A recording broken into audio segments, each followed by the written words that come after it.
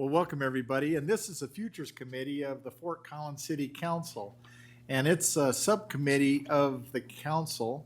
And joining me are Julie Pagnataro and Emily Gargoyle, and we're supported by Jackie Kozak-Thiel. And what we do at the Futures Committee, it's unlike many of our committees where we're deliberating issues of the immediate day. The Futures Committee is, we lift our heads up and we look out and we think about things that are currently on our 6-month or beyond agendas. So we're able to bring in thought leaders in different areas and have some stimulating presentations and have some conversation. And we structure this in the way of a think and do tank. So we think about things, and then at the end, we have a summary of what we've heard, of what we've discussed, and we might do something that as a result of coming out of here. So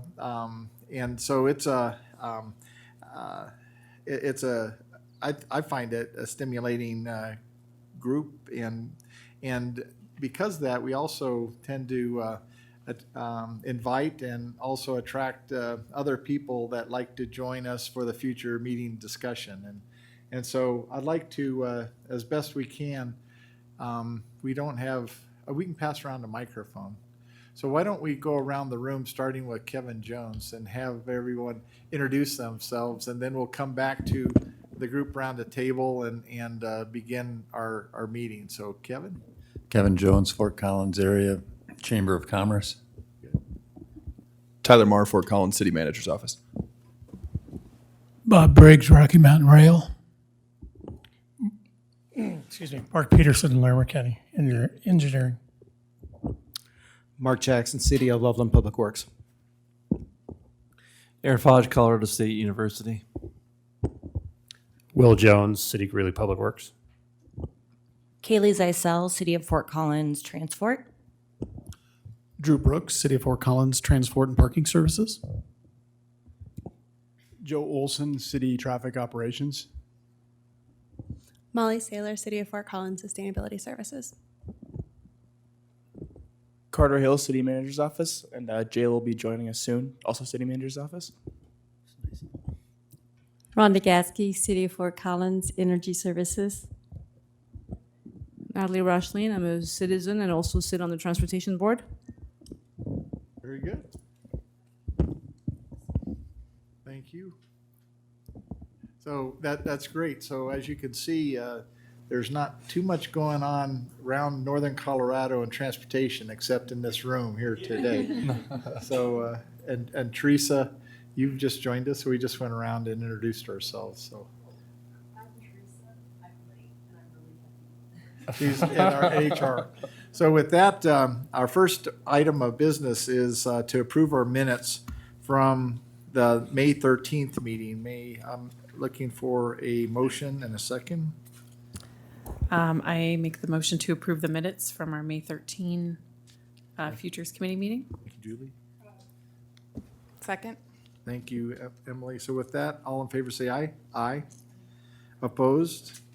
So the minutes, they pass. So with that, I'm going to turn it over to Jackie Kozak-Thiel to introduce our format and how we're going to operate today. Thank you, Mayor. So you'll notice this is the first time we've actually had microphones and video at Futures, and that's because this is getting more and more popular, and people that are missing this meeting wanted to get a recording of it to hear from all of you. So this will be shared through the minutes out to council and available for the community to watch.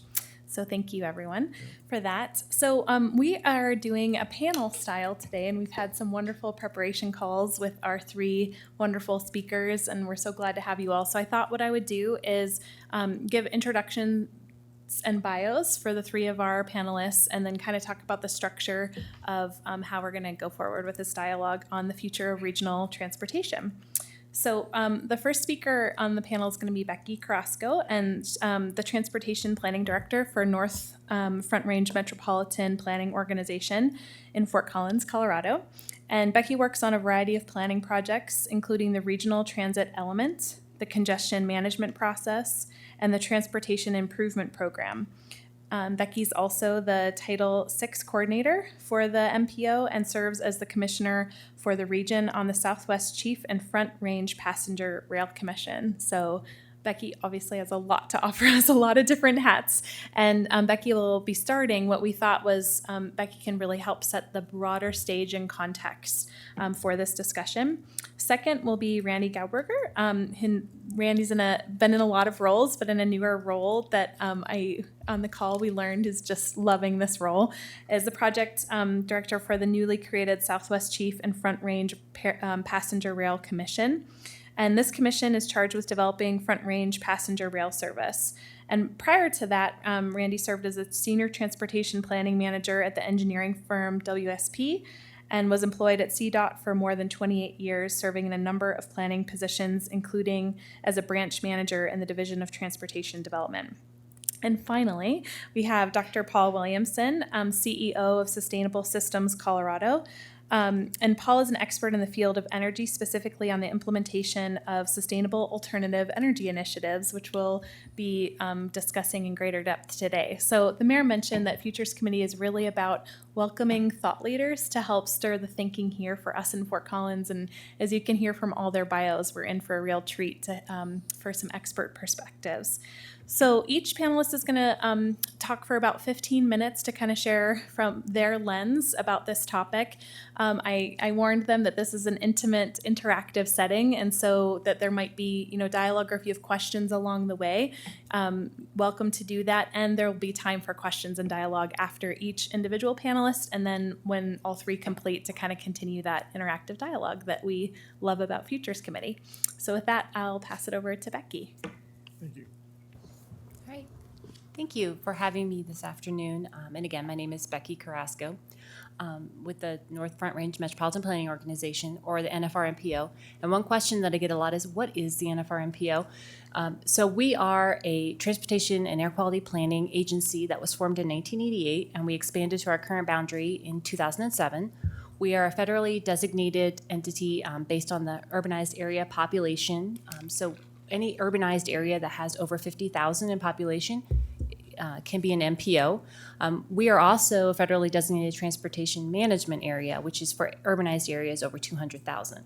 And so our urbanized area contains Fort Collins, Loveland, Berthoud, and portions of Windsor and Timnath as well. We cover 675 square miles, and we have just over 480,000 residents right now. And we're funded through a variety of federal, state, and local government sources. And so MPOs, we aren't unique. There are close to 400 within the country, and there are 5 within Colorado, so 4 on the Front Range and 1 on the Western Slope. Just for some context, here are the MPOs in the lower 48, and here we are. So you can see there's quite a few around. And so we cover the urbanized areas, which I mentioned before. So these are the grayed out and blue areas. So we have 2 urbanized areas within our MPO boundary. So our Planning Council, which sets the policy and approves our funding, is made up of 17 members. So those are elected officials from our member communities, which are shown at the bottom of the slide. And then we also have a 15-member technical advisory committee, which is made up of planners and engineers from our member communities, as well as 7 non-voting members from Federal Highway Administration, FTA, so Federal Transit Administration, the Regional Air Quality Council, as well as the 3 regional transit providers. And I would just add that Kristen Stevens is our council member that's Yes. on the MPO, and I serve as an alternate. Yes. Yep. And our next meeting is this Thursday in Weld County, if you're interested. So our responsibilities include regional transportation planning, regional air quality planning, modeling, and coordination. So we work with the Upper Front Range TPR, so Transportation Planning Region, to do the modeling for them as well. Regional collaboration, mobility coordination, which is planning for transportation for those who are mobility compromised, so seniors and the disabled, as well as our Van Gogh van pooling service that we also have. So this is a list of all of the plans and reports that we produce. Some of these are federally required, some of these are state required, some of these are just best practices that we have decided to produce. So the biggest one we have, and so that they all sort of flow into, is the top one there, the Regional Transportation Plan. And I'm not going to go into detail for each and every one of these, but some of the ones that they have different timelines. So some we update more frequently than others. So our Transportation Improvement Program, we update annually. And that's a 4-year list of projects that we are going to be doing within the region. So we have projects from the city of Fort Collins, we have transport projects, we have projects from the program of projects, or the POP as it's called, from Transport for what's going to be done with FTA funds for the TMA. We also have projects that plans that we update on a 4-year cycle, so the Regional Transportation Plan, and that's a 20-year plan. Other plans are just 4-year and 5-year plans, so it depends on the time horizon that you're looking at. And one that we have that's brand new is towards the bottom there, which is Freight Northern Colorado, and we are getting ready to have that approved by our Planning Council this summer, and that will be the first freight plan for the region that we will be working on. That's sort of close to my heart. That's what I did before I came here, was freight planning in Dallas-Fort Worth. So we are also in non-attainment. So the thick black line is the non-attainment area for ozone, for the 8-hour ozone standard. We take care of the modeling and planning for the purple area. So the blue and the green inside the purple is what we consider the northern sub-area. And so the southern sub-area is the gray, and that's taken care of by Dr. Cog and the Regional Air Quality Council. We do the modeling, so we have what surrounds the blue, and the purple is the upper front range TPR, and so we do the planning and modeling for them as well. We also have those 2 green areas, which are carbon monoxide maintenance areas within our region, and they're both on their second 10-year maintenance plan, which means that they will eventually go away because they are in attainment for CO. We also have a van pool program, and this is our brand new van wrap. It's pretty snazzy looking. I get to drive that every once in a while, and it's pretty fun to see. So it's nice to see. We have 2 new van pool routes that were started in 2018, and we have 50 van pools in operation right now. So bringing it down to our region, in 2015, we had about 483,000 residents and 284,000 jobs, and 50 billion vehicle miles traveled in the region. And that sounds like a really huge number, but that really translates to 24 miles per day per resident. So it's not really a lot per person if you think about it that way. But for a region, 50 billion vehicle miles traveled is quite a big number. There's also 4 million transit trips and then 3 million users on our regional non-motorized corridors. So as you can see, this chart shows the growth from 2010 to 2017, and it's broken down. The chart on the left is communities over 20,000 in population, so for us that's a large community, and then communities under 20,000 in the right-hand side, and those are our small communities. So you can see that the growth was pretty significant in the smaller communities over that 7-year period than in the large communities. This chart here shows for the 3 largest communities in our region what the commuting patterns are like. So the gray is those who live and work within those communities. The oranges live within those communities but work outside. So that could be in the neighboring community, that could be Denver, that could be Cheyenne, that could be anywhere.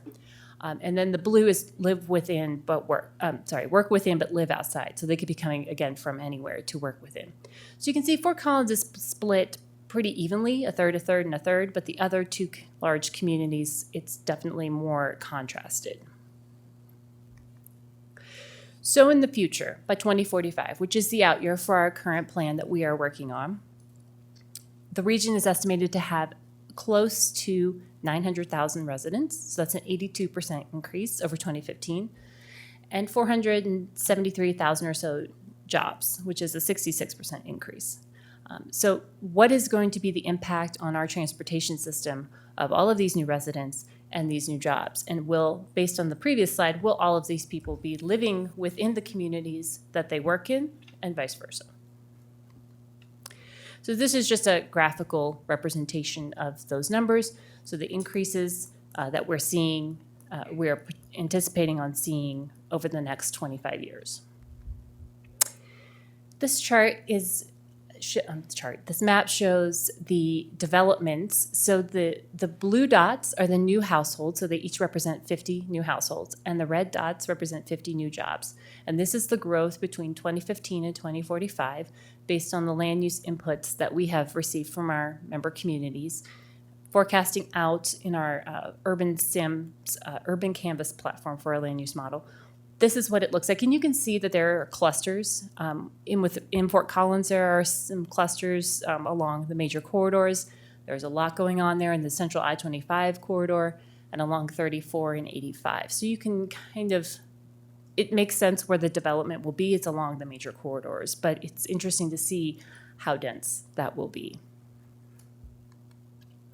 We also have regionally significant corridors, and these are the corridors that are eligible for federal funding and are regional connectors between multiple communities and activity centers within our region. And these are the roadways that are eligible for funds when we hold our call for projects biannually. These are the roadways that can have funds applied for and then awarded to. So the solid lines show the roads that exist currently, and the dotted lines are those that will be built by the year 2045, again, which is the out year of our planning horizon. We also do regional transit. We have our regional transit element that looks at transit currently and into the future, and so these are the transit services that are within our region right now, including the purple line on I-25, which is Busnang. We also looked at corridors to look at into the future for additional transit connections between the different communities within our region. The yellow line you see there between Greeley, Windsor, and Fort Collins is the Poudre Express, which is anticipated to start in 2020. The dotted line, let's see if this works.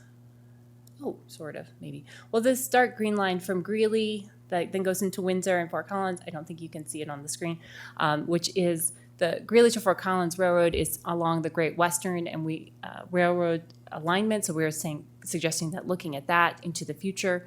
So different for a variety of different ways and means for transit to get around the region and just looking at into the future. We also have non-motorized corridors, and these were set in 2013, and we did an updated plan in 2016. The dashed lines, again, are those to be built, and the solid lines are the ones that currently exist. We also had an intern go and categorize and map all of our non-motorized facilities within our region. So that's shared use paths, bike lanes that are on the street, separate bike paths, as well as sidewalks. So as you can see, there's a lot going on in our region. And zooming into Fort Collins, these are the facilities that we have mapped as of July. The other map was February of this year. So you can see there's quite a bit of coverage, but some areas, are without. So our RTP, moving into what specifically impacts Fort Collins. So we have a call for projects, like I mentioned. Those are biannual. Our most recent one was in March of this year. And this is a competitive project selection process for a variety of different federal funds that we do have. Our TIP is more short-term, but it's a 4-year process, a program of projects where we have the projects that are in there. For any project to move forward with state or federal funding, it has to be in our TIP, and it has to show air quality conformity, and we also do an environmental justice analysis for burdens and benefits. And then our regional transportation plan is a 20-year plan horizon that must be fiscally constrained. So we have to take all of the funds that are reasonably anticipated to be available to the region for the next 25 years, and what can we do with the funds that we have? And also must be air quality conformity. So the performance measures that we have to adhere to in our call for projects, in our TIP, and in our RTP are these here. So the first 5 are federally required. So in 2012, the MAP 21 plan, transportation bill, and then in 2015, the FAST Act said state DOTs have to adopt these, and then MPOs have to adopt these as well, 180 days after their states do. You have 2 options. You can set your own, or you can adopt the states. So we have decided and elected as the MPO to go with the states. But then we also have at the bottom there, the number 6 in the purple, are MPO-specific ones. So ones that are important to our region and to our council that we have selected that we will look at. And there's no penalty for MPOs if you do not meet these targets. There are penalties for states, and most of those penalties center around you have to focus your funding on these particular priorities. So one question we do get asked is, why don't you do more with the funds that you have? You've been given you have a lot of funding. Why can't you do more? Well, it's very expensive, as you can see. There's a couple of projects up there, like Max BRT, 14 million per mile, or 84 million overall. And that was just for 6 miles. Commuter rail, you can let me know, Randy, if this estimate is correct. At the bottom there, 27.9 million per mile, or about 1.2 billion overall. So it's very expensive to build these individual projects, and so that is why we aren't able to stretch what we have as far as people think that we should be able to. So moving to our TIP, these are just the individual projects that we've had in our current TIP. And you can see there's a few here in Fort Collins. There's Prospect and the CNG fueling station, a couple of other roadway widening projects that are here in the city. This shows you the funding categories that we have. So the majority of our funds in our TIP are in roadway projects, which makes sense. And then transit, followed by bike ped, then air quality projects, safety, and you can barely see it there, planning. We also have a list of projects that we completed. So with our own funds that we can direct where they go. So not CDOT funds, not our local entities funds, but the funds that we can program. We had 29 million in the 5-year period from 2012 to 2017.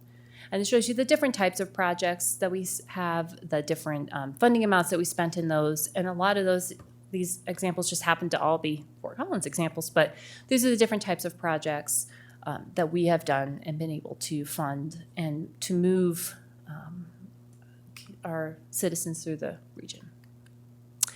This is a Connect With Us slide, so we're everywhere. And then this is my contact if you have any questions. Thank you, Becky. I think that was a great overview and tease things up. Any questions? I have one. So a lot of your data, you said, comes from DOLA, and is that the state demographer? Yes.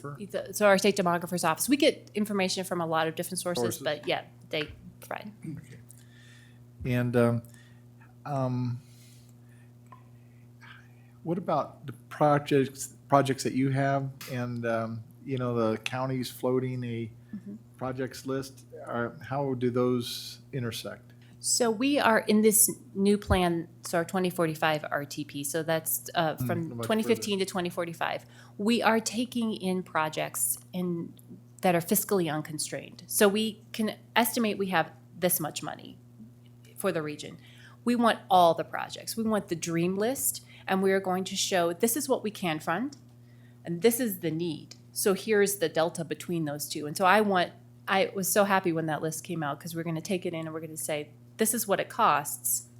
Here's what we need. And we're going to have a discussion within our own community regarding our needs. And transit primarily is a high priority, which is right now funded out of the general fund.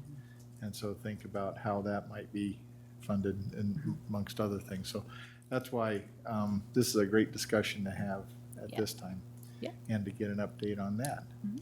And so are we ready to, any other questions? Okay.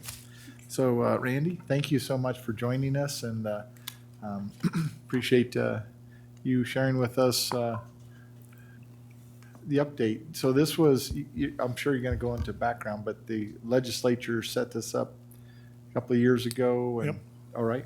Very good. Absolutely. Please proceed. Yeah, thank you for the opportunity to be here today. I was called originally sometime this spring and was asked if I'd like to speak to this group, and I said absolutely. That's why they hired me back in February, was to get the word out about Front Range passenger rail. So a lot of things have happened, and a lot recently, and I'll try to get through that rather quickly here. I apologize for being a little bit late. I thought leaving CDOT at 2 o'clock this afternoon would have got me here in time, but obviously you're only making this project is needed. Yes. Okay. Southwest Chief and Front Range Passenger Rail Commission came about in 2017, as the mayor said. It was originally, this sort of supplanted a group originally known as the Southwest Chief Commission, which had existed since 2014. But this created the emphasis on Front Range Rail now. It's housed under CDOT, similar to the HPTE and Bridge Enterprise. but we don't really report to CDOT. My bosses are the 11 commissioners. Becky's one of my 11 bosses. I recently had a visit to my cardiologist, and my blood pressure was higher than it had been in a long time. And he said, well, 6 months ago when you were in here having your pacemaker checked, your blood pressure was close to normal. Now it's quite high. He said, is your boss being mean to you? And I said, well, actually, doctor, I have 11 bosses. And he says, well, hell, no wonder your blood pressure is high. But that's not Becky's fault. It's the other 10. We have 11 voting commissioners. 5 are appointed by the governor, 2 Class 1 railroads, and 3 passenger rail advocates. 1 representative from each of the 4 Front Range MPOs, and also 1 from the South Central Council of Governments, and then a commissioner from RTD.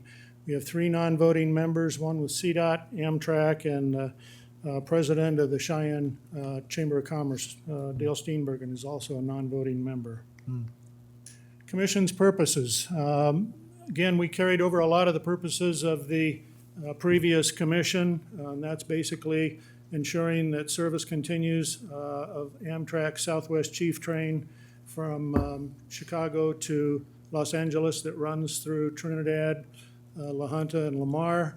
The commission continues to work with neighboring states of Kansas and New Mexico, getting federal grants to upgrade the tracks to ensure that that train stays there. And we're also looking at possibly extending service on into Pueblo and then up to Colorado Springs from La Junta. Then lastly, the big thing that you'll be seeing stuff in the paper about now for the next few years is the facilitation and development of the service of Front Range passenger rail up and down the Front Range from Fort Collins to Pueblo. This is a map that basically shows that we haven't identified the actual alignment yet. It's just something extending up and down the I-25 corridor. We'll talk a little bit about how we've just last week selected a consultant that we hope to have on board in August to start doing the work of identifying the location of the route, station locations, speed of the service, type of equipment, et cetera.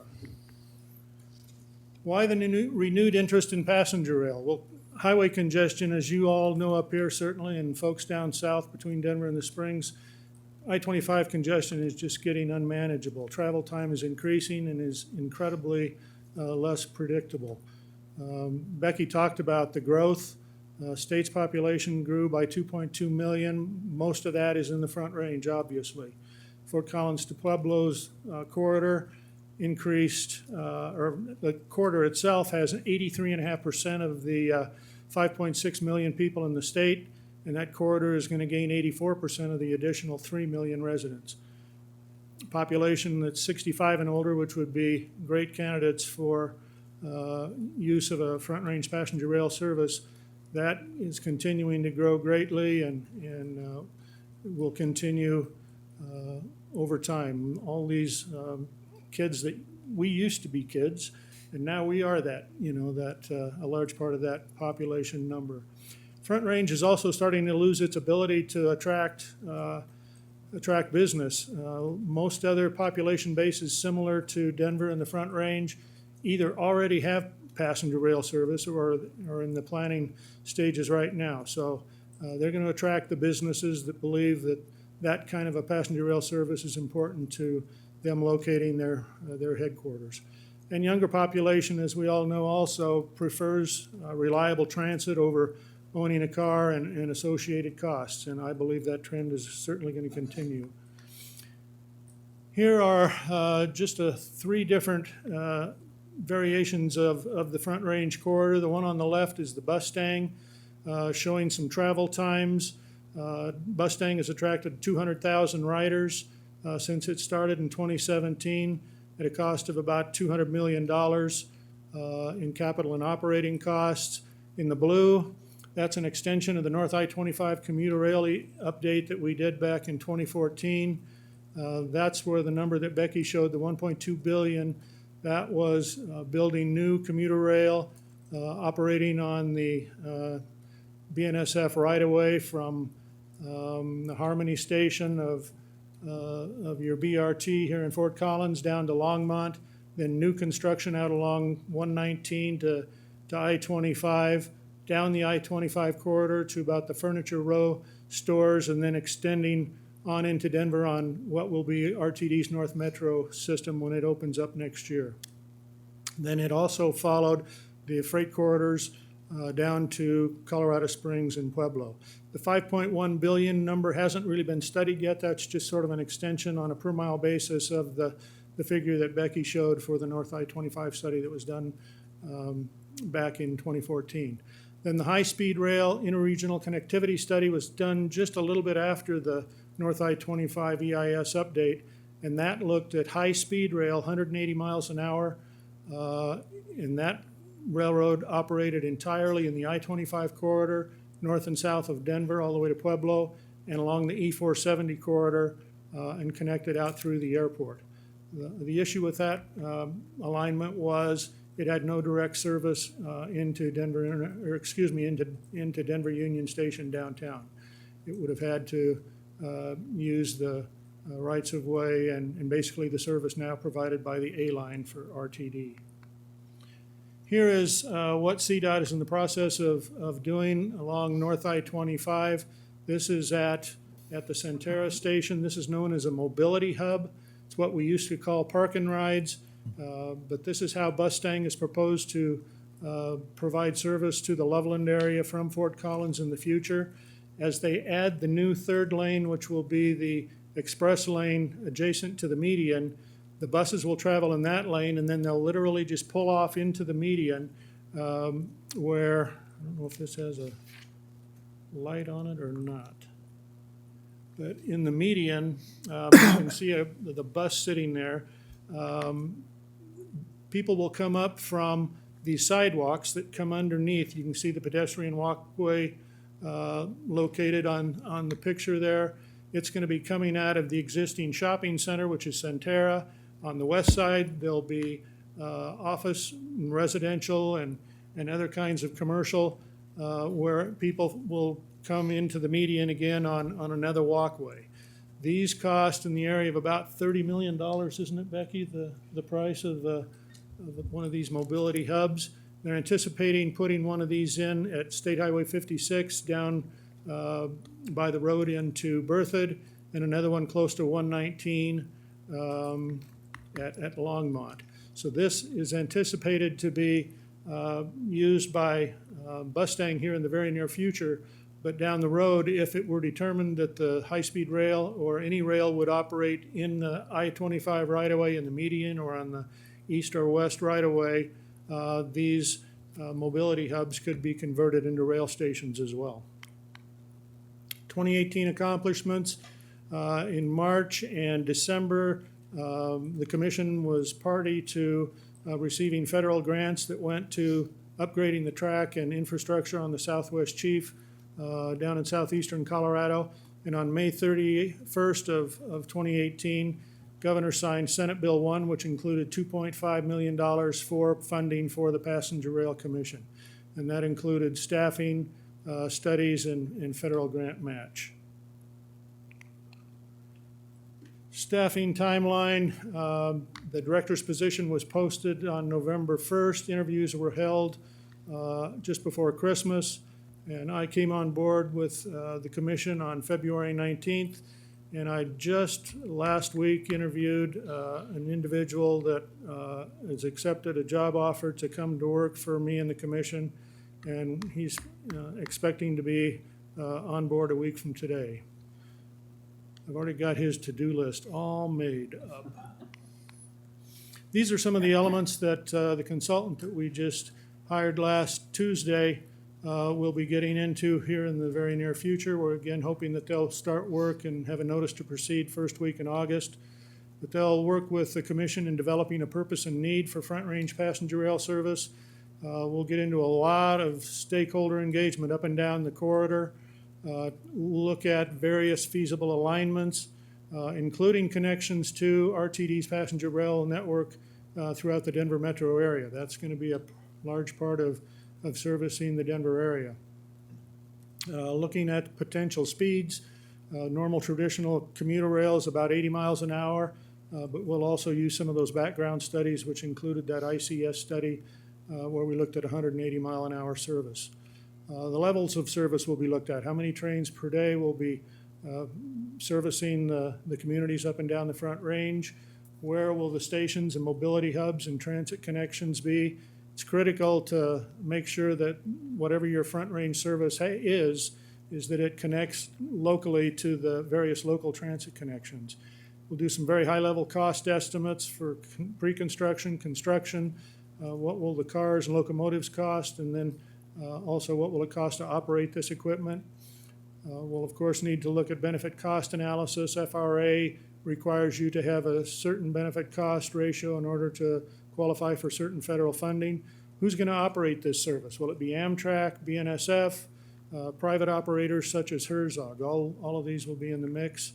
And then we're going to be looking at various governance. What kind of a district or regional authority is going to be created? That actually could be on the ballot as early as November of 2020. What's the commission up to these days? Well, we're having monthly meetings, the second Friday of each month. Every other meeting is at a Front Range location other than Denver. Last month we were actually hosted here in Fort Collins, and this coming this Friday we have a meeting in Denver, and then in August we'll be down in Pueblo. Again, we've now hired a consultant. We're still in the protest period for the losing consultants to file a protest, so we can't announce yet who the winning team is, but we'll be able to do that here very soon. And again, the department and the commission are working closely with New Mexico and Kansas on what is now called a 2019 Build Grant. That's sort of an extension of the previous administration's Tiger grants, but that will pretty much close out all the upgrades that we need to make on BNSF's tracks of the Southwest Chief. We've got a communications subcommittee which created this logo up in the upper left-hand corner. They actually had a lot of fun coming up with that, and Becky always insisted that the train be going north instead of south, so she won that battle. Updating the commission's website. Encourage all of you to go on the CDOT website and look up the Passenger Rail Commission's website. It's still in the upgrading stages, but we're spending a lot of time working on that. And then again, over the next couple of years, the commission is going to be hard into a lot of communication, so you'll be seeing different tools, brochures, social media, lots of things. This month, in fact, we're going to try to get on the internet a really cool tool. I think it's being used now by CDOT in their statewide plan efforts, but it's called a MetroQuest survey, and you'll have an opportunity to weigh in and let your opinions be known about a lot of different elements of Front Range passenger rail. Principles for mobility build-out in terms of passenger rail. You obviously need to start securing your rights-of-way. You can't build railroad if you don't have the right-of-way, and right-of-way is going to continue to get more expensive. So anything that you think might be usable right-of-way, I saw on your map earlier you were talking about some regional rail up here in the North Front Range. Those rights-of-way you need to start nailing those down now to make sure that if you want to have that kind of service in the next 10 or 20 years, that right-of-way is available. You really want to have competitive peak hour travel times with other modes, including bus staying operating in this managed lane that's being built out into I-25 now. But with all the growth that Becky was talking about, I don't know that one managed lane is going to be able to keep that those travel times for the vehicles, and even those bus staying vehicles. It won't be too hard to be competitive with them too long into the future, I don't believe. Flatiron Flyer has been a very successful BRT service on the US 36 corridor between Union Station and downtown Boulder.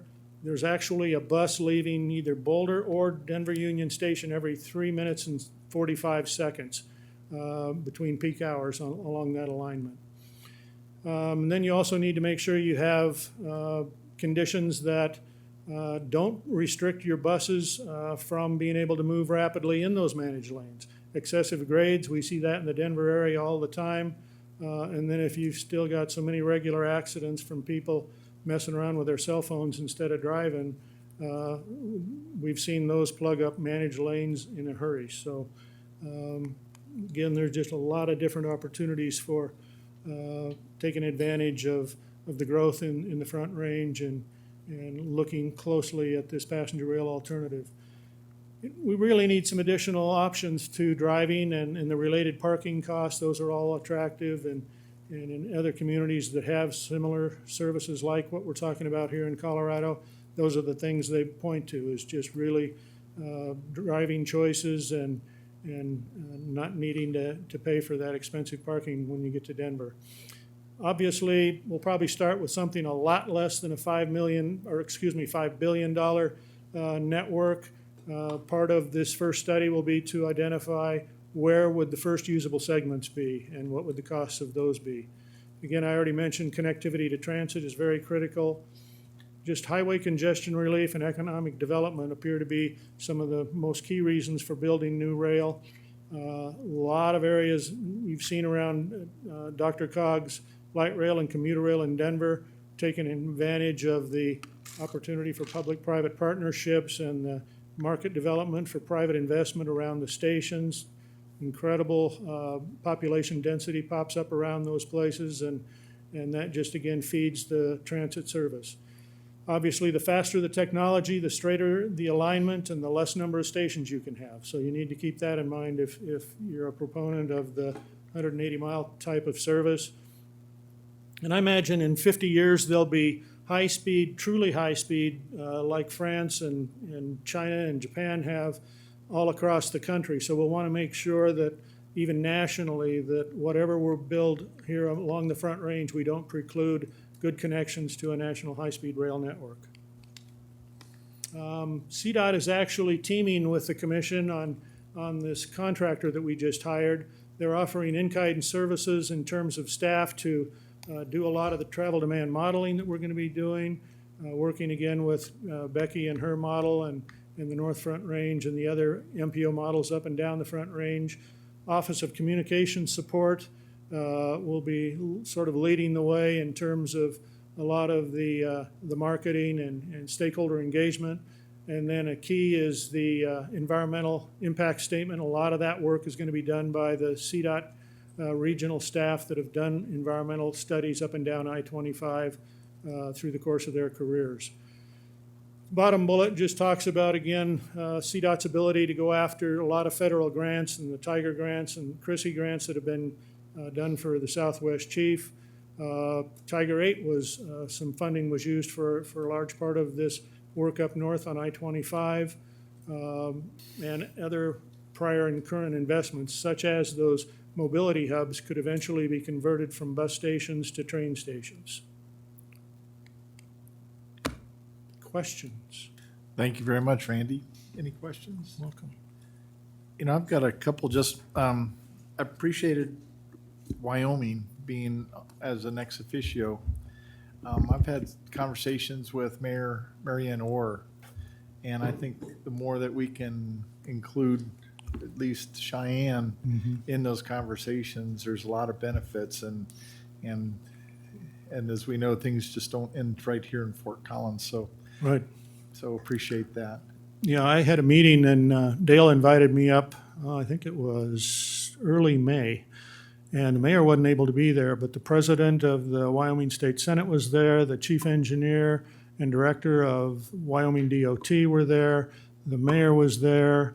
No, the mayor was not there, but he had a staff, or there were staff folks there from the mayor's office and several people from the chamber, and they are really excited about this. They actually are, we're going to be working with CDOT lobbyists this year to see if we can maybe recreate and amend the existing commission legislation to allow Wyoming to become a voting member. And then they're going to try to create some legislation up there allowing the same thing, because, you know, when you start talking to the feds about getting some extra money, it doesn't hurt to have more than just two U.S. senators in that conversation, plus ridership. I mean, they're also now starting to talk to our Mustang folks about seeing if we can somehow sneak Mustang over the state line. There's a precedent set because the Cumbres and Toltec Scenic Railway that runs from the Alamosa area down into New Mexico and over to just below Durango, that railroad is owned by both states. Now, it's a different animal than what we're talking about here, certainly, a tourist railroad, but there's already some precedent in Colorado's state legislation for joint state ownership of a railroad, so. And just to understand, you're really talking about running over the freight lines? Is that correct? Or Possibly. depends? I mean, yeah, it's all gonna be on the table when we start looking at alternatives. We've studied both up here in Larimer County. We looked at the high-speed corridor and the I-25 corridor, and then we also looked at utilizing additional right-of-way adjacent to the freight railroads. When we did the BNSF study up here, they said, well, we're carrying too much freight traffic for us to share tracks, but we'll sell you some of the right-of-way off to the side of those tracks. And now with positive train control, which is very high-powered signal systems, which essentially won't allow, a passenger train to run into a freight train, those kind of circumstances are doable again. Very good. So I think that sets up Paul. So Paul, you ready to?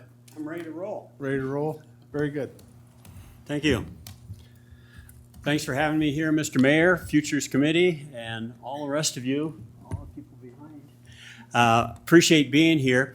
I am here with Bob Briggs, and Bob Briggs is the CEO of Rocky Mountain Rail, RMR, and he has authored and put together a sustainable transportation plan that we've been working with, and we put our heads together with his vision for rail transportation and my vision for PRT, private rapid transit, and making it all sustainable.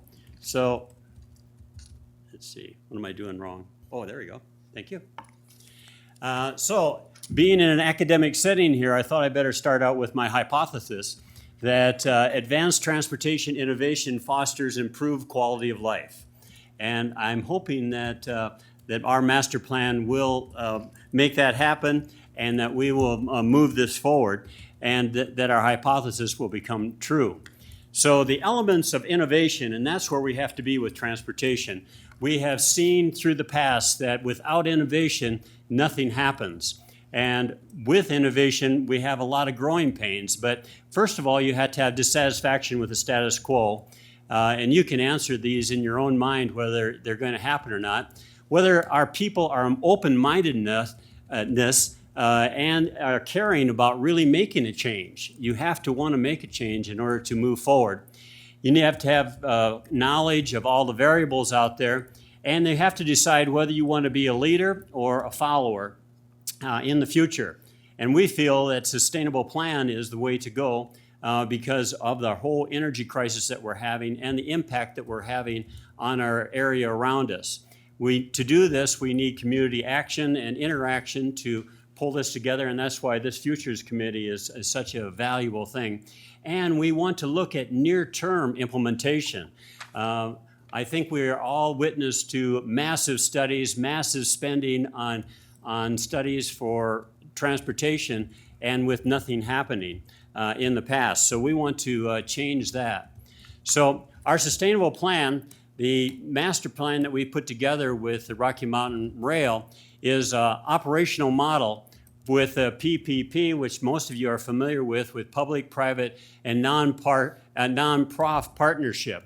We need to pull these all together with the public being y'all, the private being Rocky Mountain Rail, and a nonprofit being there so that we can secure grants and other funding opportunities. Then the community-based part of it, the public part of it, is something that we want to have in all of our transportation, that is safety, connectivity, and economic development. And to do this, we need intergovernmental authority, IGA, created here in the Fort Collins and in the backbone that we want to establish up to Fort Collins from the Denver area. And our stations are called community opportunity centers because we know that when we put a station in, these scalable centers will become centers of economic activity. And I have a diorama up on the table there that you can look at what they look like and how they might be designed. And this particular diorama was one that I worked out with the U.S. Department of Energy, which is all hydrogen-based. So our cost model, transportation is great, but you got to get down to what you're going to do and how much it's going to cost you. And we're supporting moving forward with a non-tax model and making this a private business. We think there's enough business and enough transportation needs that it can be a business as opposed to something that's coming out of our pockets as taxpayers. So we need to know what that is. We need to know what the viable cost per mile is. We'll be seeing a video here in just a little bit on SkyTran. SkyTran is a PRT system, and it is about 1/10 the cost of any other transportation system. And it is about 3 times as fast. So it's something we want to look at. And by working with intergovernmental authority and having those possibilities here in the Fort Collins and up and down I-25, we think that by issuing revenue bonds, by having private investors and have revenue generating, that this will pay for the system and will make the possibility of moving forward much more quick. And we want to use advanced technology.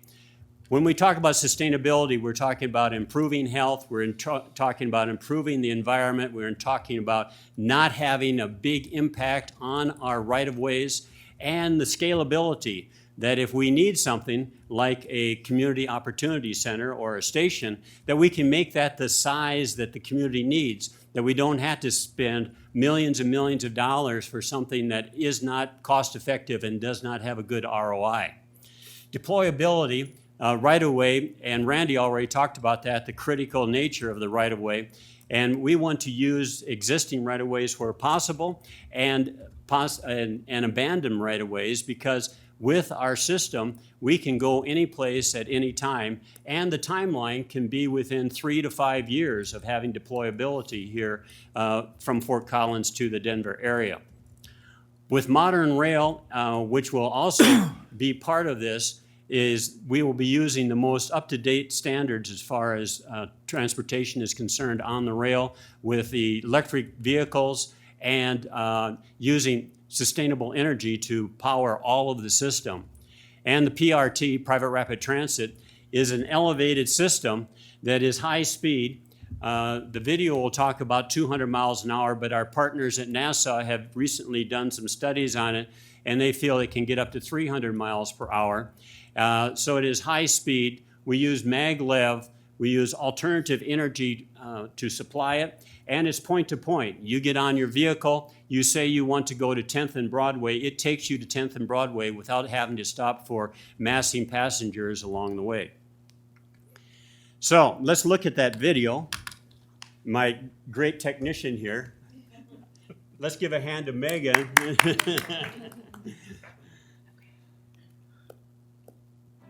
There you go, thank you. The city. It's where we live, love, and create. Yet as life moves faster and faster, we move slower and slower. Traffic is just getting worse, and driverless cars won't save us, because the problem is not the driver, it's the car. It's been a century, and it is time to move on. SkyTran is the first public transit system that's as personal as a car. It will unclog our cities and transform our lives.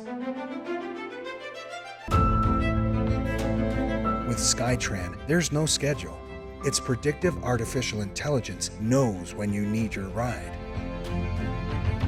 Stations are so narrow they can fit over sidewalks, so they are always just a short walk away.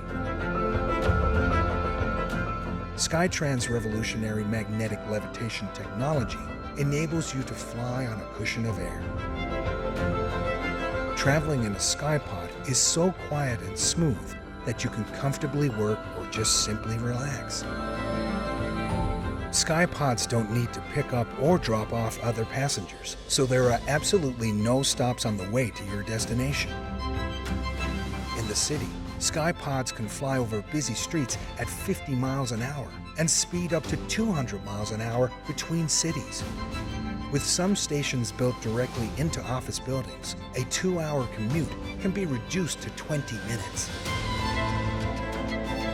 SkyTran's low cost and simple construction allows for many more lines than conventional public transport systems, which in turn allows for greater capacity. Per mile, SkyTran is 1/10 the cost of light rail, and 1/100th the cost of a subway. With its speed and high capacity, SkyTran can bring an end to traffic. A dream come true. The next step will be something we've never even dreamed of. Transforming streets into parks, cafes, and markets. Without cars, we can breathe, create, and wander. After 100 years, it's time for a change.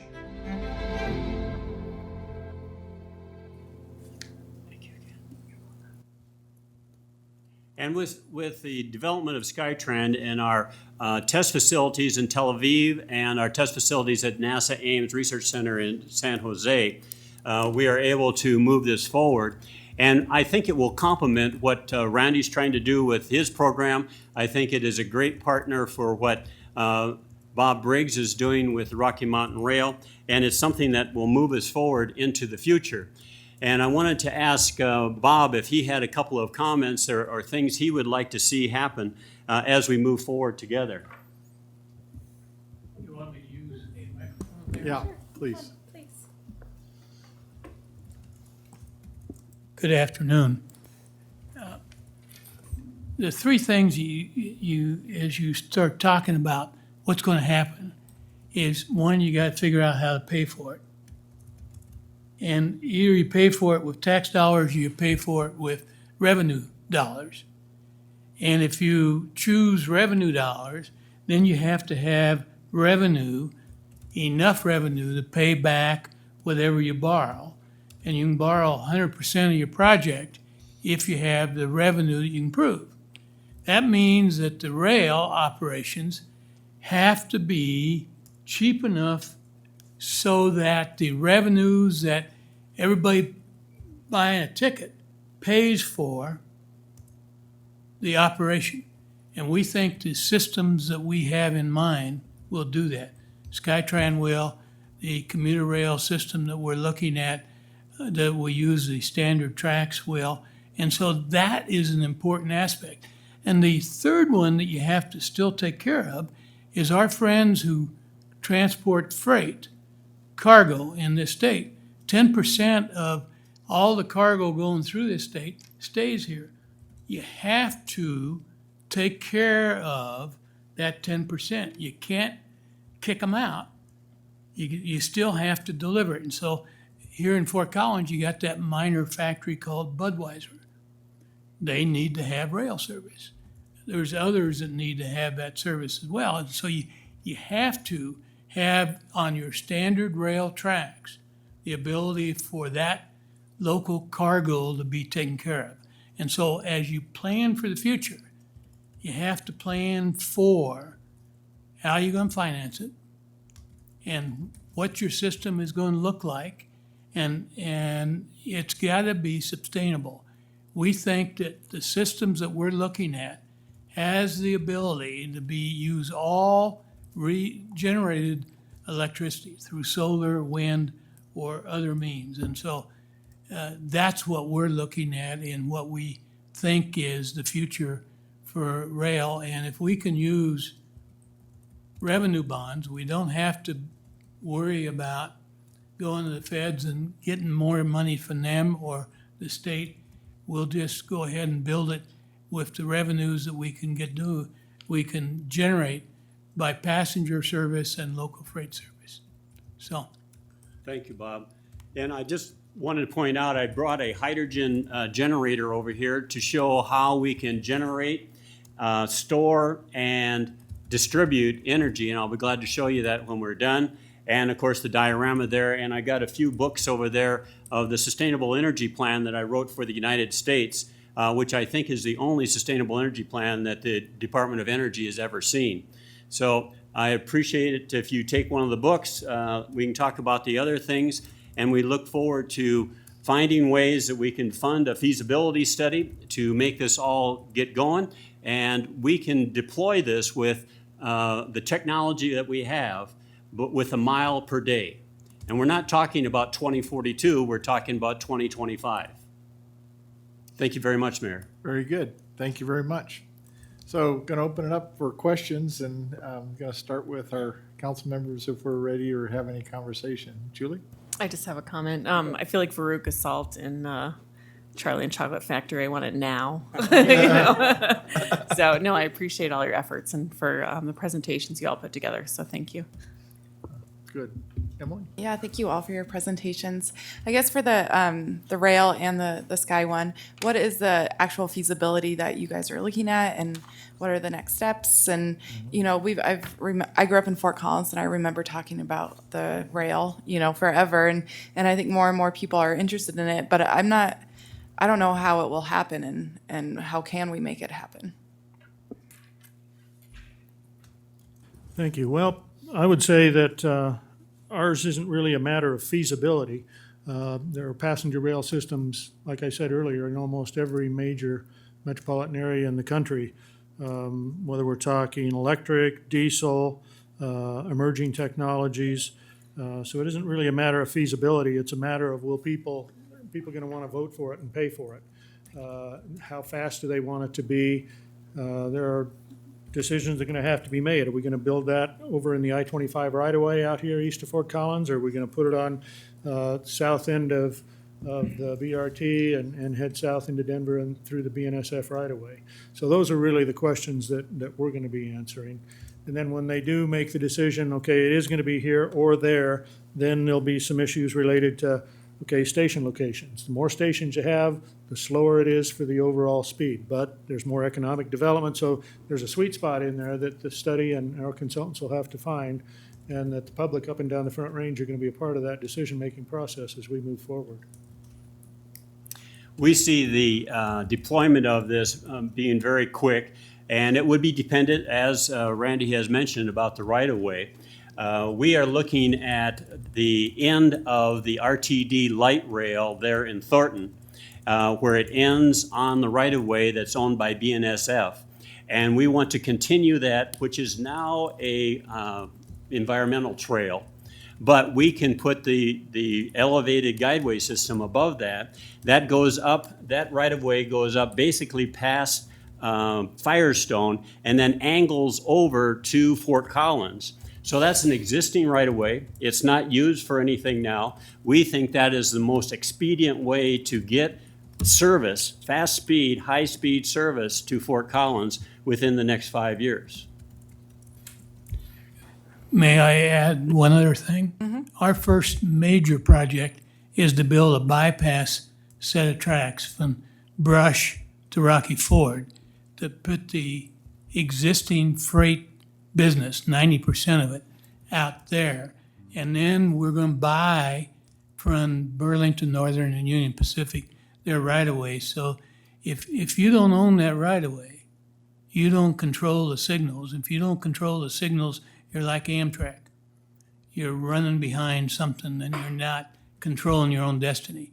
And that's why what we're looking at is building for them what they need, upgrade their service, and then buy from them their existing right-of-way and convert that right-of-way to doing the things that need to do for existing passengers and existing cargo.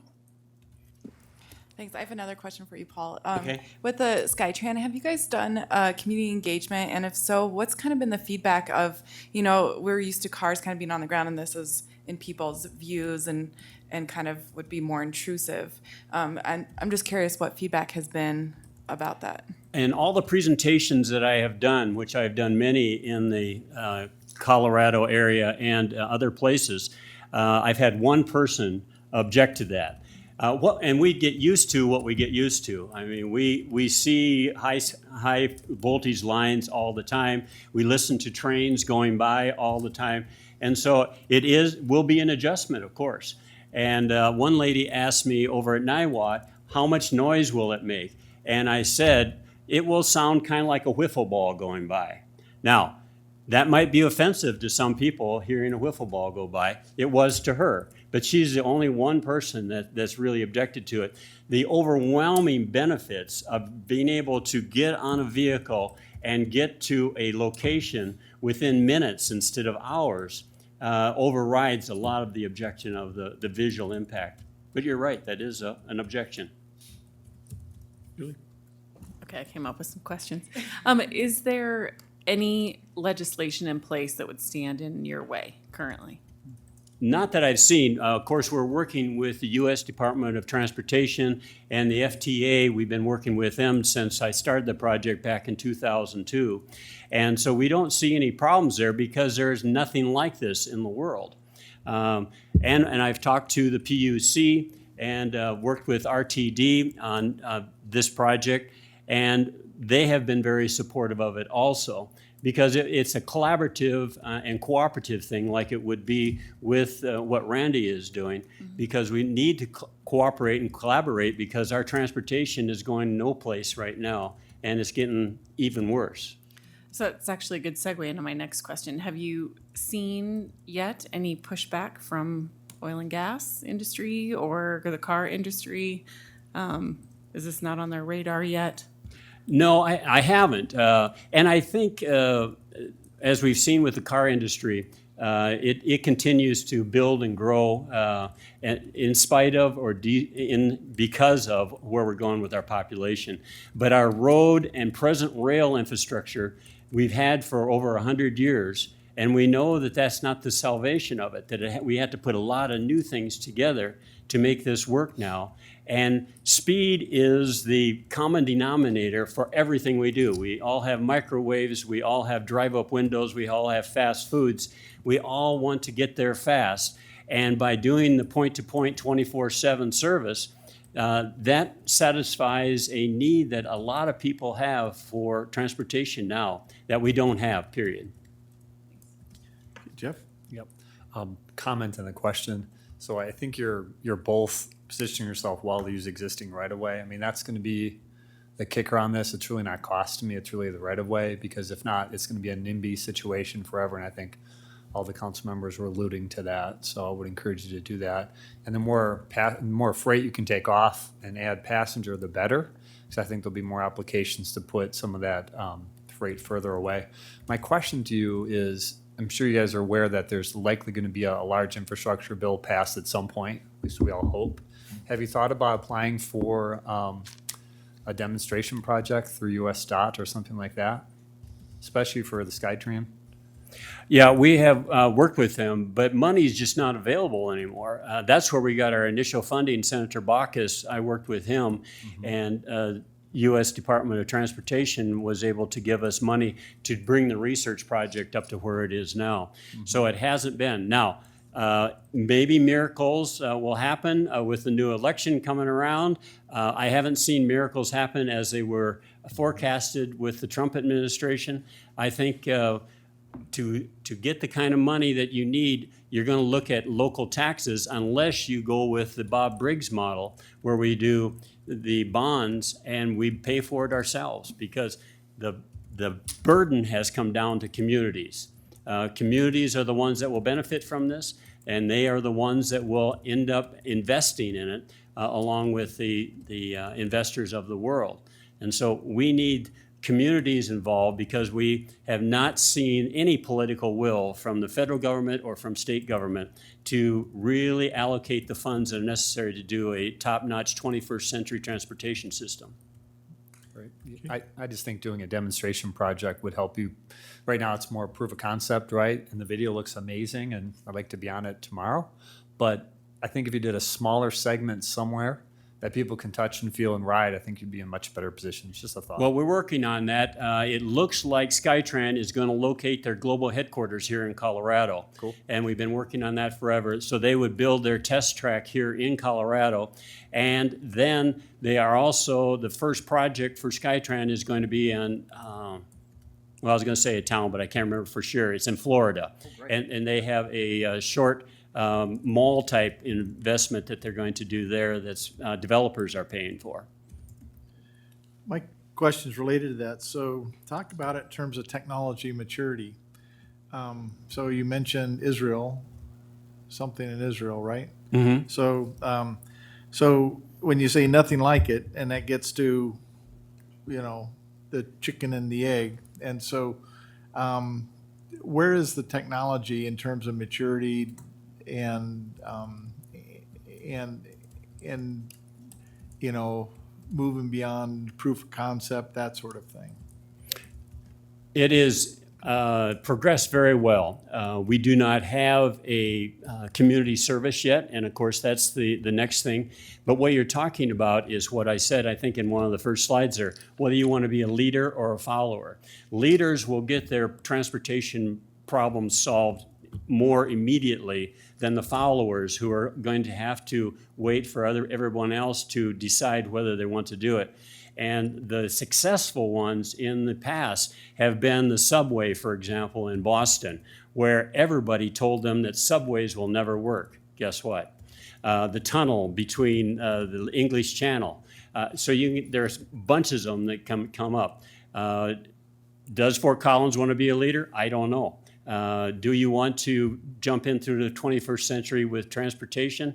That's something that has to be answered here locally. Yeah, and being a leader in terms of technology is one thing, but how does it all come together in terms of financing and viability and that's why Bob's model is really attractive to be. Yeah. So part of the is then the scalability of it. So in the video, you had a lot of single capsule sky trans.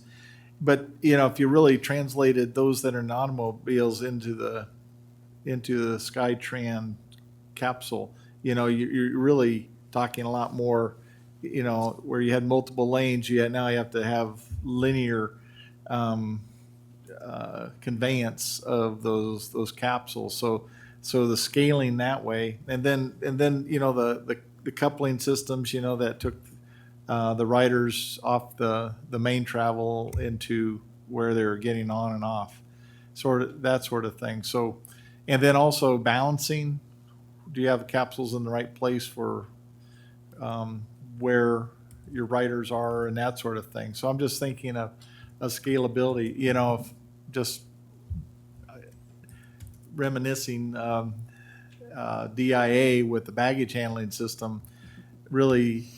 Its 1 year delay, $1 billion delay, was due to its scaling from what had been done previously, I think at about the 10th the scale in Germany, I forget which airport, Frankfurt, I believe, to then when it was put in at DIA that they could never get it functional. So I'm just thinking of technology maturity, scaling, scalability, and that sort of thing, which, you know, still appear to be outstanding.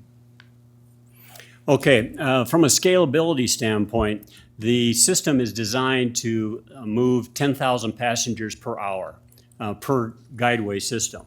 Okay. So that's like 2 or 3 interstate lanes.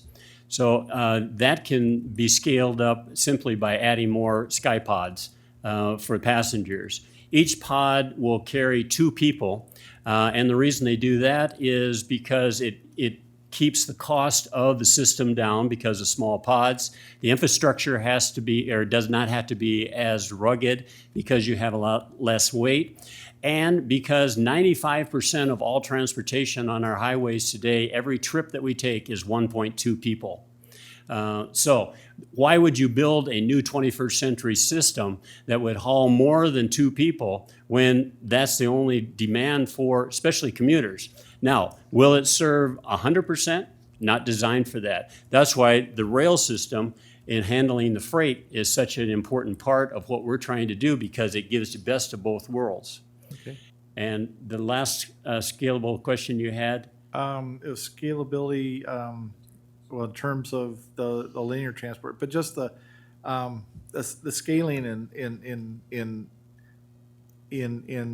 I guess in number of transport. You know, remember it was just 10x, but in terms of the complexity of the overall system of the baggage handling, you know, they couldn't deliver bags to the right place, right? It was right. But if you look at the overall project of DIA, yeah, the initiation of it, the deployment of it, the location of it, the service it is, it's becoming one of the, or maybe it is, the largest airport in the United States. If you look at the big picture, guess what? That package handling or baggage handling, although it might have affected you personally, it's a lot better than Stapleton ever was, even when it was bad. So, yeah, was there hiccups? Absolutely. Would there be hiccups with a new transportation system? Would there be with old transportation? What is it, the A line that goes from Union Station out to the airport?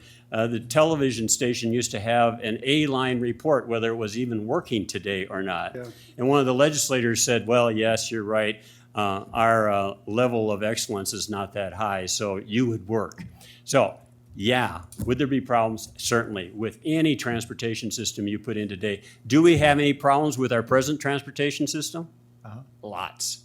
So, and I'm not trying to be a naysayer, but I'm just trying to understand, how we get from here to there. And with leadership, a good plan for funding, and community involvement. Right. Part of the question I have too is also, are these competing or complementary? I think they're complementary, because when I worked with RTD, our initial plan was to put the demonstration guideway system between Boulder and Longmont, because the 119 corridor there, big median. And that all got canceled because of the 2013 flood. But the RTD participated in all those meetings that we had. And Chris Quinn said, yeah, if this would work, that gives me buses that I can take over to Arvada, or I can take up to Aurora, and we can use those other places. So we're in a big enough hole here that I think we're going to need everybody manning the shovels to dig ourselves out. Okay. Yeah. Please, Randy. Yeah, when we talked the other day, I told him that the first time I saw his video, what I thought of was connecting the ski areas and the mountains with this kind of a system. That just jumped out at me. And then as we talked more, I thought, okay, let's say at some point in time the decision is made to put the Front Range Rail in the I-25 corridor. These systems could be used to bring people out from Loveland, from Fort Collins, and connect directly out there. It could be a new, instead of using your local bus systems, right, that possibly could be those kind of connectors, all of the connectors all the way from Castle Rock, Colorado Springs, wherever these need to be. So I think there could be complementary as well. Okay. Thanks. Mayor, I Please, thought you were Mark. talking about the football stadium where you have some people watching the game and they all want to go home at the same time. And how you're going to move if 50% of them took the vehicles in over a period of time, how are you going to move 50% of them at the end? And that's a part of this same staging issues that The allocation. because there's another stadium or two that might be larger than the one here in Fort Collins, and we still have to figure it out how to do it for them as well. So, yes. Good. Thanks. So are there any questions, Aaron? And please, and if we can pass Aaron a microphone, and then, thanks, Aaron.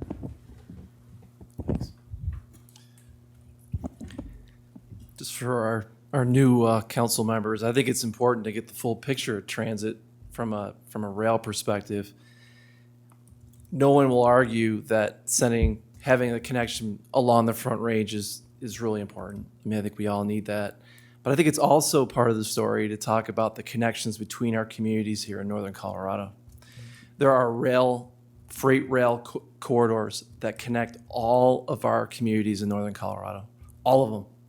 And they have right-of-way today that we could put rail on or start with BRT and then move to rail.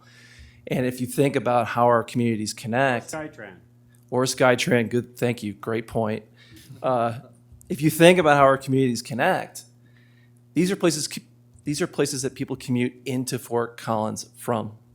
So if we're trying to keep jobs here, if we're trying to attract employers here, we also need to make sure that our region is mobile and has a way to get around.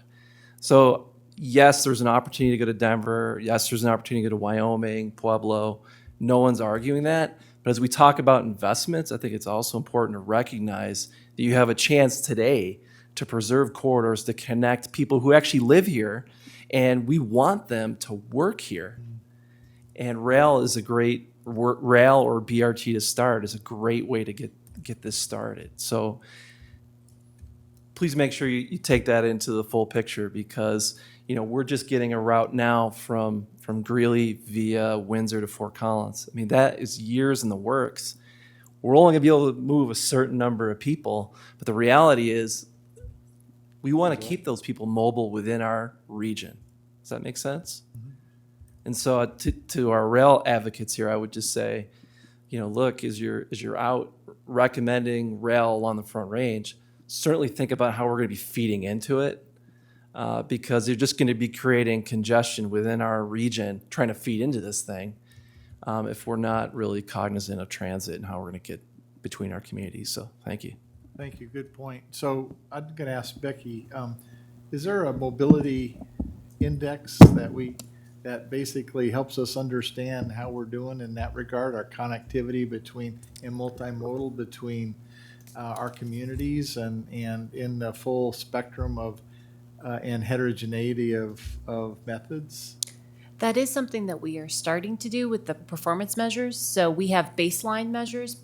So going forward, yes, we will have that. But going back to Aaron's question, one of the maps that I showed, which was the RTE corridors, so that there's connections between Greeley and Windsor and Fort Collins and Greeley, Windsor, and Loveland, those could start off as BRT.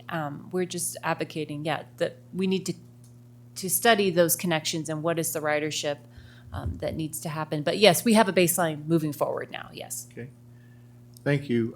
And talking about the right-of-way and preserving right-of-way, what does that mean? How is that accomplished? Anybody? Well, in most cases, I think that gentleman alluded to it. This project, or our project, the Front Range project, in most cases probably isn't going to be looking at a lot of greenfield. So it probably is either going to be adjacent to the existing freight rights-of-way, RTD's rights-of-way, or the I-25 corridor. So that's not such an issue. That's the story I was really preaching when I was working with the communities up here over the last couple of years before I got my new job, when I was talking to them about how important it would be to connect the communities, Windsor, Loveland, Greeley, Fort Collins, on the existing freight railroads, and take advantage of that. And that didn't need to wait for the state to develop a Front Range corridor. That could easily be built and operating and then feed the Front Range whenever that system was put in place. And I still believe that. And are those easements, are they purchases? Well, those are existing rights-of-way. Yeah. And the freight railroads up here, except the BNSF's main line, they're very light density. They only have maybe 2 trains a day, sometimes not even that. And those freight lines certainly could open up some slots when you would really need them during the peak hours and maybe a train or so in the middle of the day. They could run their freight operations somewhere that would never get in the way of those passenger operations. Right. Bob? Mayor, the right-of-way issue is a critical issue of the whole thing if you're going to have rail of any sort, because you have to have a separate right-of-way from the roadway system. And some it's a critical part. And I believe that right-of-way has to be owned by some group other than the railroads. Because the railroad's first priority is what their business is, which it ought to be. But that isn't our first the first item of business. Ours is to move both freight and passengers, and it needs to take a different look than it has for the last 150 years. And so that's what we're trying to bring to it, is another look at what you do for that right of way. And I think you have to buy it. And then you have to allow for that existing freight traffic that is there to move however you want it. If you did it right, you could do your existing freight movements between midnight and 5. I mean, everybody would have to agree that that would be the way to do it, but there's enough space in movement that you could make it work that way. But you can't do that unless you own it and say, this is what you're going to do. Thank you. Any other, okay, Emily, please. Yeah, thank you, Aaron, for your comments. I wasn't aware that our current regional rail system could support something like that. And I just wanted to ask if the committees that Chris and are on, does that cover those conversations? Well, and that's the MPO, and So so. she would be on that to cover Why don't you that. sketch kind of, you kind of had your reports, but, the breadth of the MPO electeds. Sure. So the membership that we have is for the entire region. So we have all of the communities that are within the urbanized portions of Weld and Larimer counties. So Greeley, Fort Collins, Loveland, both the counties are on there as well, and the communities in between. So we have looked, and when Randy was in his previous position, we did have several meetings with several elected officials that were along these alignments to talk about how we could move forward with potentially preserving the right-of-way, or what could we do studying that. It sort of got a little bit stalled out, and we've moved on to other things now, but it's still there. It's in our regional transit element, so it's part of our planning process. So it is something that we are saying it's worth looking at, it's worth moving forward with. But we do need to do a feasibility study to see what would the right technology be. Is it BRT? Is it rail? Is it something in between? Is it a starter services BRT? And does it need to be BRT both directions, so from Greeley to Fort Collins and Greeley to Loveland? So, Yeah, thank you for that overview. I just want to make sure that we were part of those Yes, conversations. yes. Great, thanks.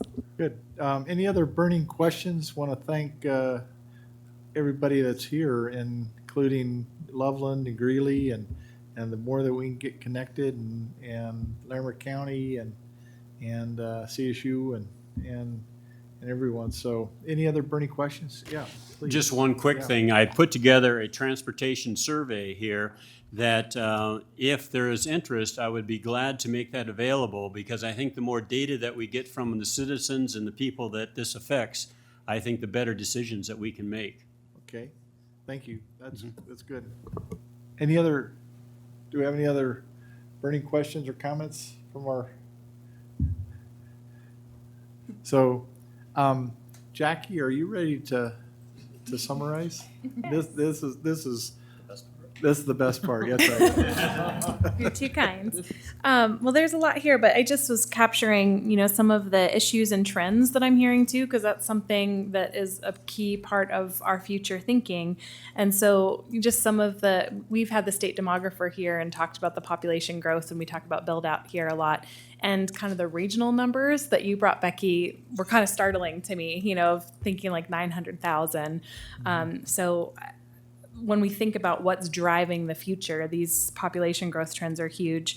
Mobility, when I think about the council's retreat and how we're just thinking about mobility and systems, and just even the way we're calling what's our transportation outcome, I think is being responsive to that infrastructure built, 100 years ago isn't meeting the needs currently or even into the future. A lot about connectivity, obviously technology, and I'll kind of get into your hypothesis, which I thought was great around innovation. And then the behavior and preference changes too. A lot of our futures speakers have talked about how there's intergenerational differences in terms of mobility preferences, and so how is that driving some of these changes?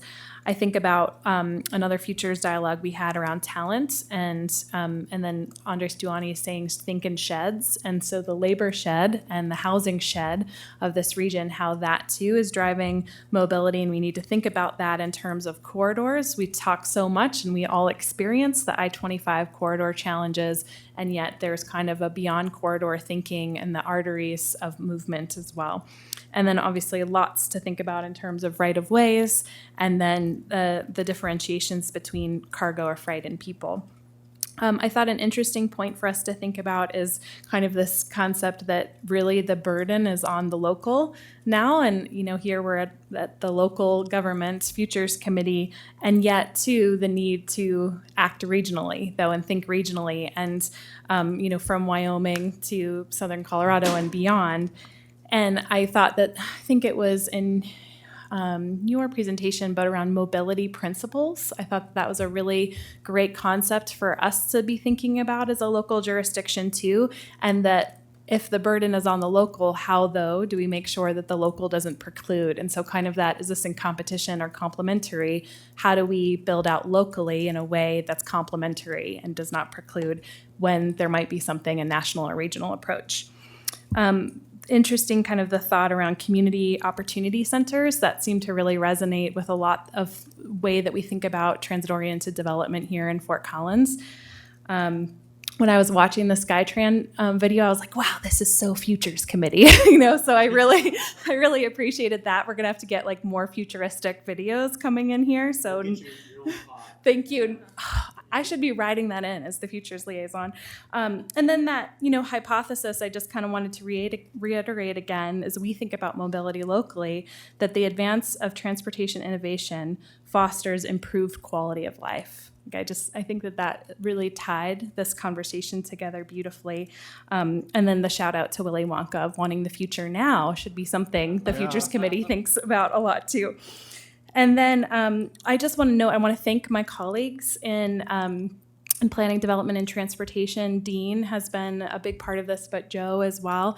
And when in our last call, prepping with these wonderful panelists, Dean said, I really think that this is the beginning of an ongoing dialogue around mobility with futures. And so next Futures Committee, we're going to have an opportunity to kind of think through and hear from all of you what are some priority topics. But Dean said he had some ideas too on how to build on this, because there's a lot to the mobility piece, and this is an important part of that. And in terms of next steps, I definitely heard us being involved via Mayor Pro Tem with the MPO is going to be a key piece of that.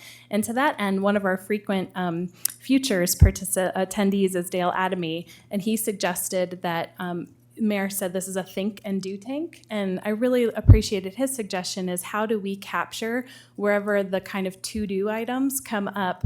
We're going to be really intentional about highlighting those in the agenda so that we can kind of track, because when I was talking with all these folks, I said, yes, this is an amazing space for us to think conceptually. It's not on the council agenda, and yet seeds are planted here, and we can point to some of those, but we're going to really try to start documenting those and engaging the relevant departments and partners. And we're so grateful to who outside the city was able to attend today, because we want Futures Committee to be, a dialogue for our community.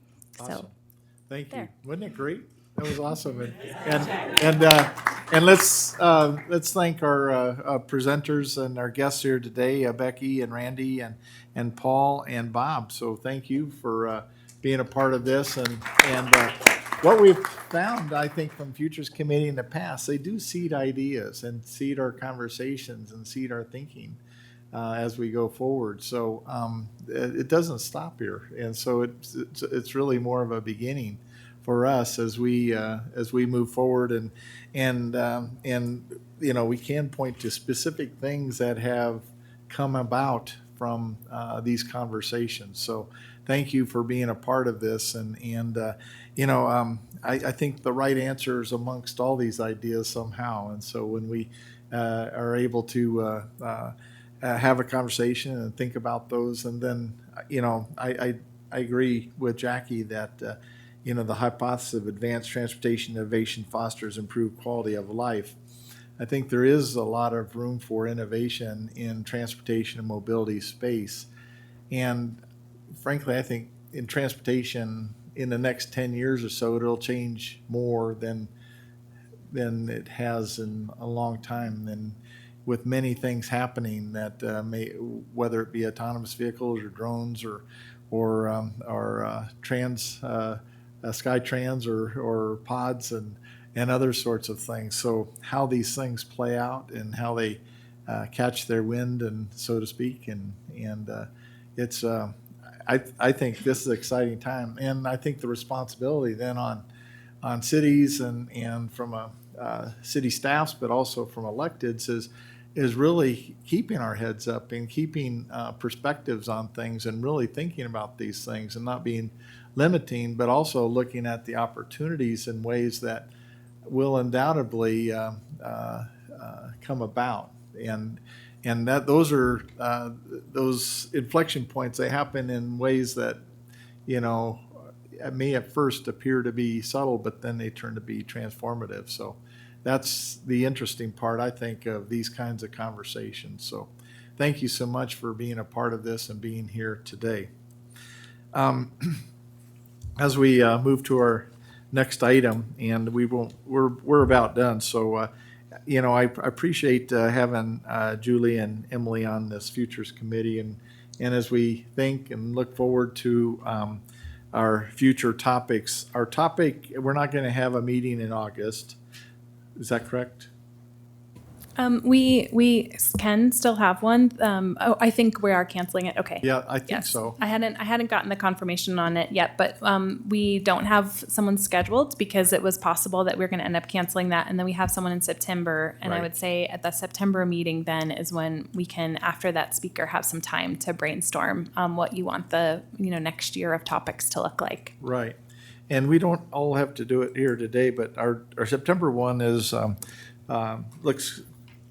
I think it'll be a good one. And so in mindful cities, and you think about that as communities, and as our communities become cities, and how can we be more mindful, intentional, and thoughtful, and focused on things. And so that one looks quite interesting. And then any other topics, we have unscheduled items here, and I'll just mention those for those that don't have an agenda. But as we think about regionalism, as between our counties, but just as we think amongst our communities as they exist, and that was very much a part of the presentation today. I mean, it starts local, but then we're not islands either, and so thinking about our connectivity and how we can enhance those links to the nodes, if you will, that can enhance our community. Livable cities, University of the Future. That was just the recent article that was done by now Chancellor Frank, talking about how universities must evolve and what that means. And since the very beginning, Colorado State University and Fort Collins existing. So I think that's an important conversation. And we will be having Joyce McDonald joining us for a council work session here in the next few weeks. And that'll just be an opportunity to really think thoughtfully about those as a durable partner and a community together. What is that? The voice of the future, as Andreas Duani really talked about, how do we engage all of our voices, but really also thinking about the youth voices in our community and panel and that sort of thing. Disruptive technology, futurist, unlikely partnerships. That might be kind of the Freakonomics kind of perspective on things. Design thinking. One of the things I just loved about, today when we, and Jackie did a great job summarizing it in terms of systems, innovation, collaboration, principles of mobility, things like that. Design thinking is again much in the systems. How do we, zoom out and integrate thoughts? Another, I think, exciting topic, and I think we've only scratched the surface in our community, is really our understanding and celebrating our cultural heritage. And as we think longitudinally over time, the long arc, if you will, there's a lot to be brought together and the story told. As the city's network, I'm not sure what that actually means, which network. But there can be a lot of networks. We're slow cities. I don't know what that means either. Failure and risk. I mean, inherent in all these things is and the embracing thereof.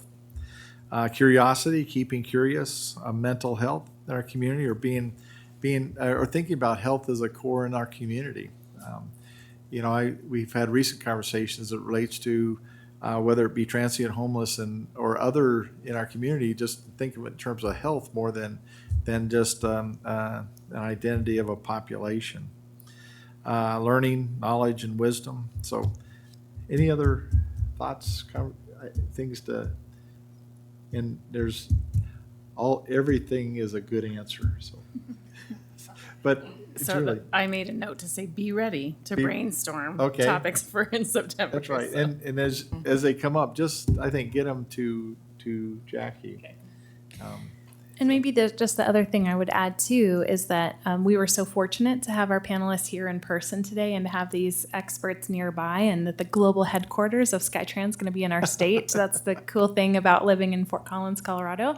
And we've had really good virtual presentations too. So as you saw, Andres Duani presented virtually. And so as you're preparing to brainstorm topics, if you see a TED Talk or of a thought leader that you'd really love to engage for this, that's a piece of it too, is thinking who are those folks that can stir our thinking, and they don't have to be close by. Right.